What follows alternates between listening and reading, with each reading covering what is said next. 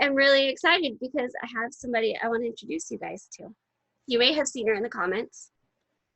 And I am going to let her tell her story and share a little bit. So this is Dana. And yeah, just go ahead and tell a little bit about yourself, introduce yourself. All right, I'm Dana. I'm originally from California, but now I'm in Missouri. I'm 38. I'll be 39, oh my gosh, in July. And I was born with Turner's mosaic at birth. Okay. So, yeah, and actually I've been pretty lucky, knock on wood, with health issues. I know there could be a lot, but I've actually been really, really lucky with any symptoms or, you know, any medical issues, stuff like that. So hopefully that continues, but. So you were diagnosed at birth then? Yeah. Mm-hmm. Was it after you were born or while your mom was still pregnant? No, it was after she literally just had me, and it was like, I was like hours old, literally. Oh, wow. And yeah. And it was like when my mom, you know, she was recovering. She had just literally had me, and the doctors, they were doing their normal like checkup, brand new, like newborn.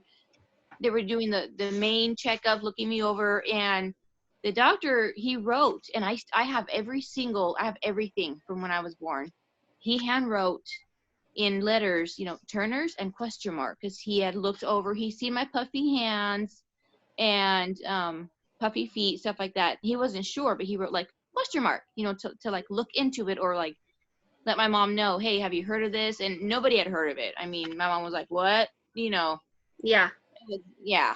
She was like, what the heck? So he's like, yeah. So he just saw certain things that made him wonder. Exactly. How funny. Yeah, and he hand wrote. There's a little teeny note. I have it because I have all my whole workup. Yeah, I have the medical journal that was written in reference to me and my mom. It's something I never want to lose because it's an incredible story, I feel like that gives us. Yeah. So when did you start going to see an endocrinologist? How old were you? I think it was like right away. I mean, my pediatrician, I had a regular pediatrician, and then she had me see an endo. You know, I've always had one, and my medical file was like always that thick. I always had like jokingly like volume 1, volume 2, you know. So did you have a lot of complications when you were younger? The only thing I would say hypothyroid is one of my main things. But with medication, that's under control. They did say my bicuspid aortic valve, I was born with that. They said that's Turner's. When they found that, they're like, oh, that's Turner's. And they're like, okay. They're like, well, I haven't even had surgery. They're like, we're not going to jump the gun. It's not that bad. But they're like, they told my mom, she's going to have to just always in the back of her head know that, you know, cardiac issues might be there, and just to always be aware. And they're like, maybe when she gets in her mid 40s, they said 30s or 40s. They're like, she should have a workup just to be safe, you know, because it's been like so long. So do you still get just yearly checked for that then? Yeah. Okay. That's interesting. I recently read more about there's a wider variety of heart issues. Yeah. And I even realized I had only ever really heard about the aortic, I always mess up saying this, aortic coarctation. Oh. Where it splits. Right. Well, we're supposed to have 3. We're supposed to be where a healthy is tricuspid. With Turner's, it's bi, so there's 2 flaps. It looks kind of like, they call it like a butterfly. Oh. You know, like, yeah, exactly. Wow. Yeah, the 2 flaps, they come together, but they said the thing you have to watch is that there could be calcium buildup in the center, you know, and it's just like there could be leakage, you know, as time goes on. It's just not medically correct. So there's gonna, they're like, just be aware.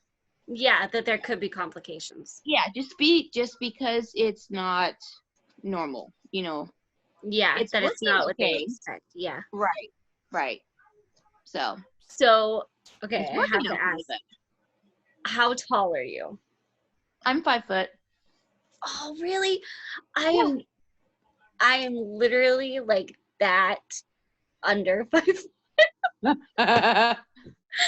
I was so adamant I wanted to hit 5 foot, and I just I've like never had hormones. I've told you, I've never had hormones either. see, I didn't either. And I don't know, do you ever wonder how tall you would have been if you had? Not really. I don't I mean, really feel like and I don't really feel like I would have cared that much. yeah, So yeah,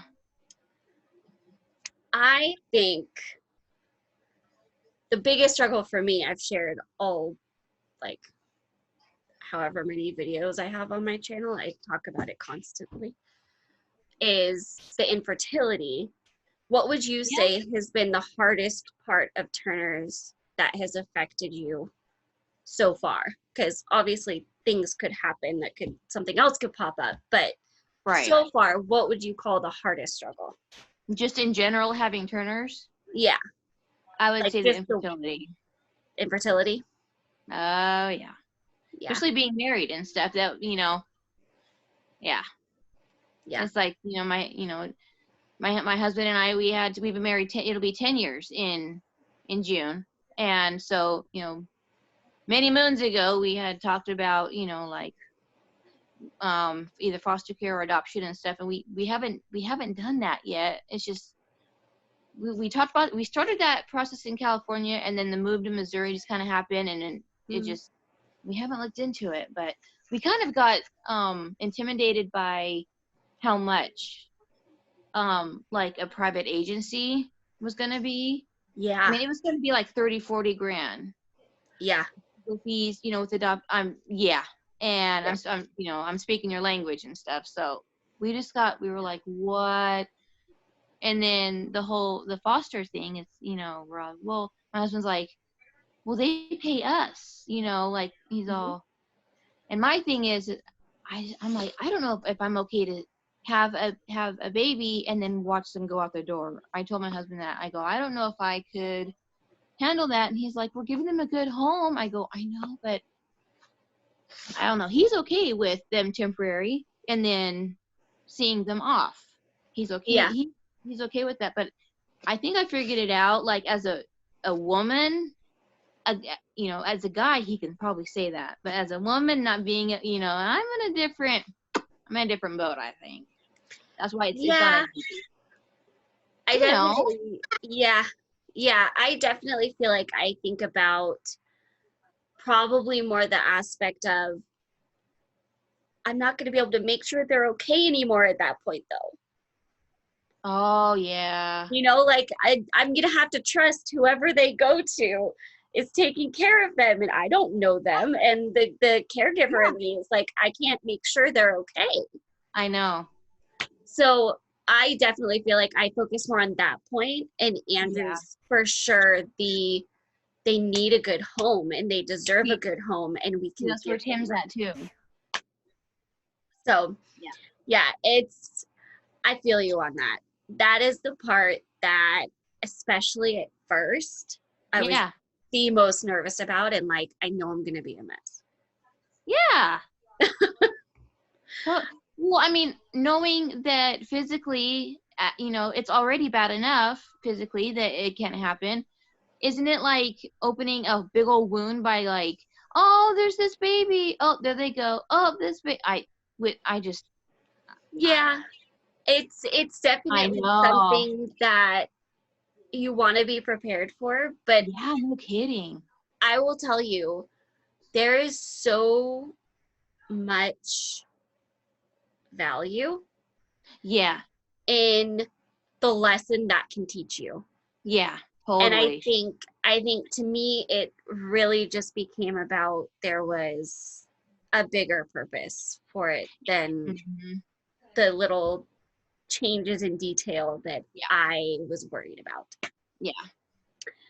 But I definitely will say the emotional side of it is probably going to be being dealt with like through the whole thing. Oh yeah. So it's Yeah. definitely something to prepare for, because I know even at this point, I would not have been as ready back then emotionally Right. as I am now Yeah. for that whole situation. Yeah. Yeah. My husband, he's all gung ho. He's like, even if we have them for like 24 hours, he's like, we cared for them for 24 hours, you know, stuff like that. And I'm like, Yeah. no. So that's where his head's at, you know, but Yeah. which is awesome. I totally get it. It's overwhelming, the amount of conversations and options and information you have to talk about when you start processing that, because there's just so many things to look at and think about. Oh my God. Yeah. Did you guys ever go to like a fertility doctor and get testing done? No, you know, that's one thing I never did. Mm-mm. I never really delved into. They said that this is when I was way younger. They explained to my mom. They did do like a workup, and it was kind of like probably a pediatric workup though. You know, they were just saying that it basically, you know, getting pregnant was not going to happen just because ovaries looked okay, but the fallopian tubes did not. So Mm-hmm. they're like, they're there, but they're not very well developed, you know. Yeah. So they're like, all that they were explaining, they're like, this is all Turner's. They were telling my mom and I this, you know. So, but this was like back in the day, you know, maybe like 11 or 12. So, and then I never just went back for a workup or anything. So did you start HRT pretty early then? Yeah, actually, oh yeah, I was on Primpro. And they gave me till 14. They told my mom I started at 14 because they're like, you know, let's see if, you know, she can start, you know, her menstrual cycle. They're like, let's see if she can do that on her own. And then they're like, we'll give her till 14. And then it didn't happen. And so they're like, okay, you know, so we started it, and then everything was fine. And I was on that stuff for like, what, like 10, 15 years. I was on Prempro for that. Uh-huh. Premarin and progesterone? Yeah, for like 10 or 15 years. Yeah. I was on it for a long time. And then naturally I don't know if my body got used to it or not, but it wasn't working. So Really? yeah, I completely stopped. Yeah. Wow. Yeah. Mhm. Yeah. So I told my doctor, she's like, all right, she's, you know, she knew that I was on it, and then, but I go, there's nothing happening. I'm taking these meds, but there's nothing happening. She's like, we'll get off of them. Then she's like, oh, she's like, they're not good meds anyway, and all this. And I was like, you know, there was all kinds of talk about, breast cancer and cancer-ish issues with Prim and progesterone. She's like, oh my God, get off that stuff. So I did. Yeah. Yeah. I remember my first endocrinology appointment. I was 12 at the time, Mm-hmm. and she immediately wanted to start me on HRT, and she said I was going to be doing Premarin and progesterone. Yeah. So we went through everything else, and then at the very end, she was literally just, I don't know if she even expected us to say anything. It was kind of an offhanded, oh, if there's not anything else, or if you don't have anything else, or whatever, Right. I'll send you off to go do the screenings I'm going to have you do for this year. Yeah. And my mom goes, Premarin was what my mom, so my grandma, was on. It's like old school. That gave her breast cancer. Yeah. I know. And Yeah. my doctor, the look on her face goes, we're not going to leave her on it very long. See, yeah. So yeah, as soon as, like, literally, I think as soon as we called her and told her I had started, she goes, Yeah. okay, sending you a different med. And I'm like, oh, okay. Well, see, I had been on it for freaking forever, and then it was a new doctor. You know, I had switched or something, and she was like, well, what meds are you taking? And I let her know, and she goes, oh, okay. She's like, and your body's doing nothing? I go, there's nothing. There's nothing going on. And she's like, well, you're going to get off of those right now. She goes, you're done. You're done with that stuff. I'm like, okay. Yeah. So I'm just on thyroid. The only thing I'm on is thyroid and a multivitamin. That's it. Yeah, I've heard a lot of back and forth on that with Premarin and progesterone.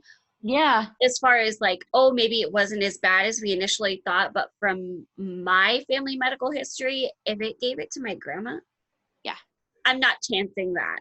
Well, I have a lot of cancer. I have a lot of cancer. I have thyroid cancer with my mom. My grandma had breast cancer, so doctors were like, "Oh heck no." Yeah. There's cancer on my side, just in general.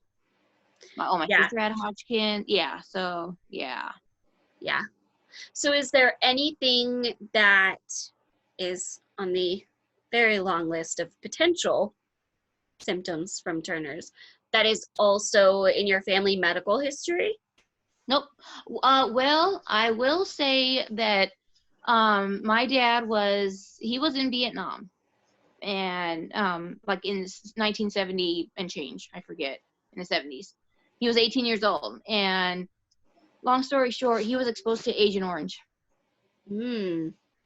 Okay. And doctors are all ding, ding, ding. That's not the first time we've heard that.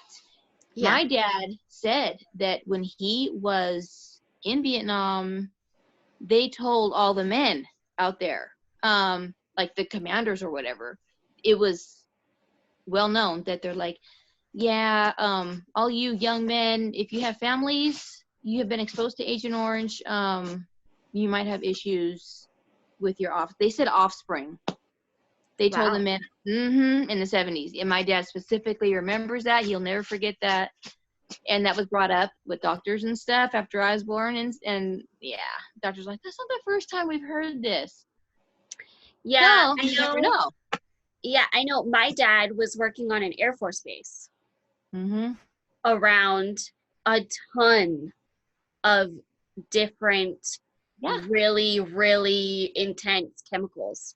Yeah. And my mom had always wondered, and they talked to the doctor, and at that point, they were still like, oh, we really, we have no way of knowing. There's not been any consistency. Right.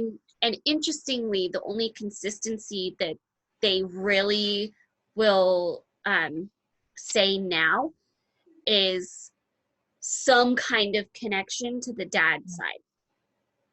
Some kind of connection to something happening with the dad. Yeah. Well, yeah, because I think it stems from the male. So it's really, I don't know. It's really interesting. I think there's, hi. Oh. Well, hello. He doesn't sit still very long for me to, hi.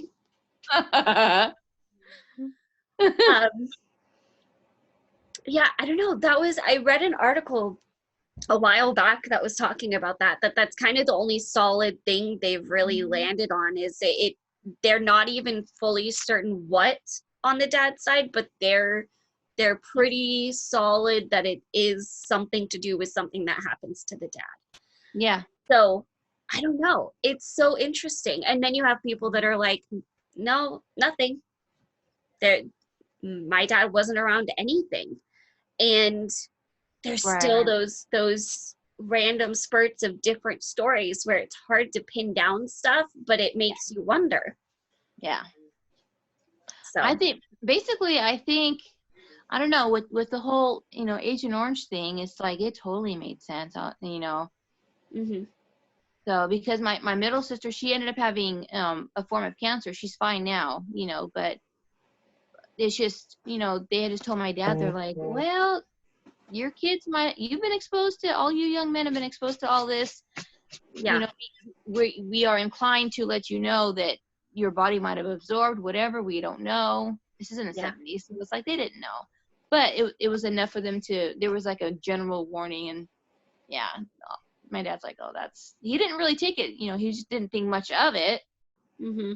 But you never know. But and then they say Turner's is just a fluke. It just happens.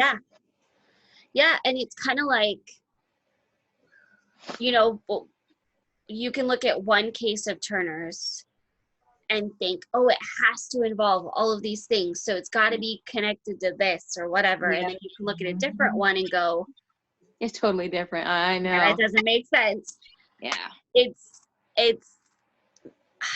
just it being in the genes, I think, is what makes that happen. And it's so interesting to me how different everything can look. I know.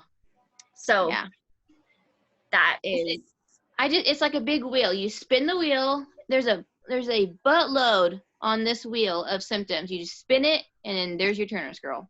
Nobody's the same. Yeah, whatever it lands on. Yeah. And I think the biggest thing that I heard in a video that was on the TSUS YouTube channel, a doctor was talking about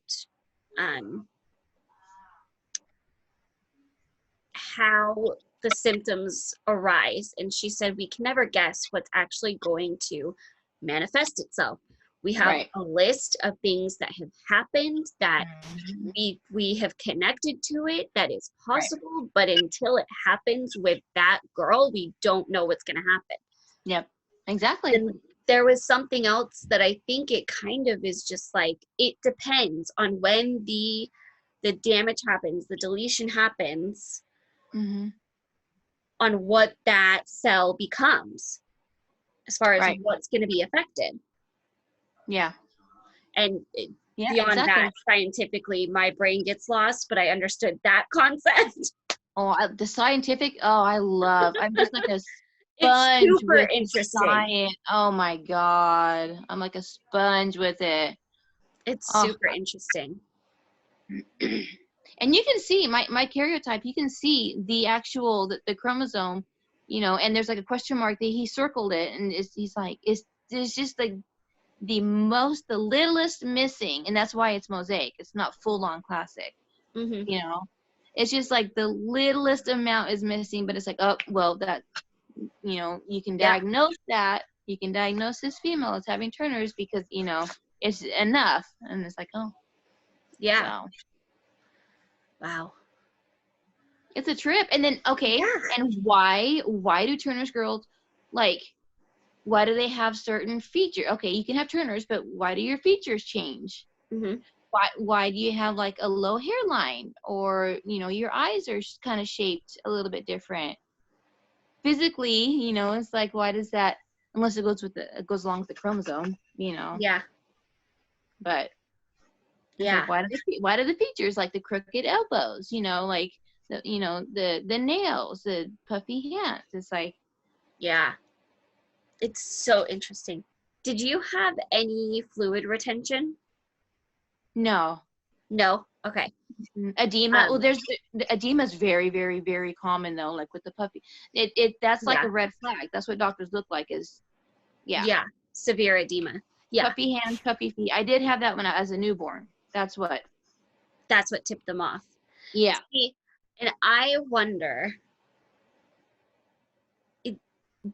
then did they know how to handle it? Did they have things they tried to help it? I know, right? Like back, I don't know. Like I'm in the 80s. I don't know. I think it was new. It had to be new. They're like, yeah. I think they were still trying to figure it out. They had a name, they had a diagnosis, but they just didn't know much of it. And they're like, they needed a specialist. A main doctor could diagnose it, but then they're like, well, you're going to need to go to a specialist because, Super interesting. But all the edema and stuff, luckily, it's as an adult, it was never even, it hasn't even been an issue or anything. So I wonder if that goes along with anything cardiac too, because your whole system, if you have edema, that can go with your heart too. It goes along with your, you know what I mean? So and sometimes fluid retention can be a symptom of heart problems. Cardiac. It is. They go hand in hand. Yeah. So that would actually make a lot of sense. Yeah, exactly. Yeah, I know, So right? the way everything is connected in your body, it makes sense that one thing can lead to another thing, can lead to another thing. And, Yeah. Right. you know, all of a sudden it's not just your hormones that are out of whack, it's everything else too. Yeah. Yeah. So. And why the thyroid? You know, the poor little thyroid. I mean, it has to be so you can be as healthy as can be, and your thyroid still can just be off. So it's like if there's anything, any little thing, your thyroid's gonna be like, what? You know. Yeah. So it probably if there's any Turners or anything, the poor thyroid's not gonna have a chance. You know. Yeah. So I think it'll be interesting to see how the understanding keeps going and to see where we eventually get. Yeah. If you would have them research more on one topic connected to it, what would it be? What would you want to know more about? Oh, probably maybe if there's been any more diagnoses. I don't know. That would be a good one. You know what I mean? If they've seen a rise, just because it's because it's a fluke, you know. Yeah. So yeah, I that would be every, interesting to see. Yeah, because I think If what is it? it's One in more every common. 2,000. One in every 2,000 are diagnosed or something. I think that was still the number the last time I looked. Yeah. It was 1 in 2,000. Like something like that. Yeah, it was like 1 in changed. 2,000. I think the most it might have changed was maybe 1 in 1,500. Yeah. So yeah, it's still within that range from the last number I saw. Yeah. Which is really interesting because that doesn't make it feel rare. Right.